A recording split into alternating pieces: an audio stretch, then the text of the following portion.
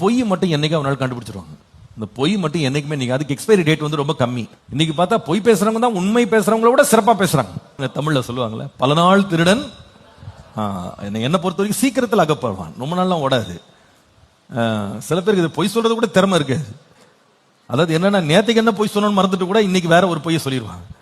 அப்போ மனைவி கரெக்டா ரெக்கார்டு வச்சிருப்பாங்க. நேற்றுக்கு வேற நம்பர் சொன்னார், இன்னைக்கு வேற நம்பர் சொல்றாரு, ஏதோ ஒன்று இருக்கு, அந்த மாதிரி இன்வெஸ்டிகேட் பண்ணா எல்லாமே வெளுத்துரும், சாயம் வெளுத்துரும். அப்போ அதுக்கப்புறமா நீங்க என்ன பேசுறாலும் அவங்க என்ன பண்ண மாட்டாங்க, நம்பவே மாட்டாங்க. கணவன் என்ன பேசினாலும் மனைவி அதுக்கப்புறமா நம்ப மாட்டாங்க. நம்பிக்கை வளர்றதுக்கு உண்மை ரொம்ப ரொம்ப முக்கியம்.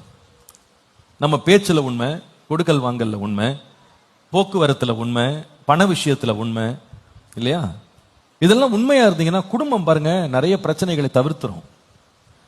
ஒரு கணவனுடைய இருதயம் மனைவியை 100க்கு 100 நம்பணும். ஒரு மனைவியினுடைய இருதயம் கணவனை 100க்கு 100 நம்ப வேண்டும். அதான் குடும்ப வாழ்க்கைக்கு இந்த உண்மைன்றது ரொம்ப முக்கியம்.